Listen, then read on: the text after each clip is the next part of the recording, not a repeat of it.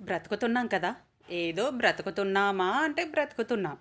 అది ఒక బ్రతికేనా? ఎందుకిలా మాట్లాడుతున్నానా? బ్రతకడం అంటే ఏంటి? మనల్ని చూసి ఒకరు ఈర్ష్య పడేలాగా బ్రతకడం బ్రతకంటే. ఈర్ష్య పడడం బ్రతకంటారా? అవును. అదే మన డెవలప్‌కి ముఖ్య కారణం.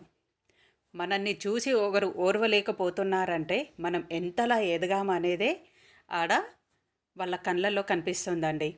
మనల్ని చూసి జాలి పడేలాగా మాత్రం అస్సలు బ్రతకద్దు. అది ఒక బ్రతికే కాదు. మనల్ని చూసి ఎంతలా ఈర్ష్య పడతారో మనం అంతలా ఎదుగుతున్నామని ఒక్కటి మాత్రం బాగా గుర్తుపెట్టుకోండి. ఎప్పుడు కూడా మనల్ని చూసి జాలి పడేలాగా బ్రతకద్దు. మన పని చిన్నదైనా, పెద్దదైనా మన పని మనకి గొప్పదేనండి.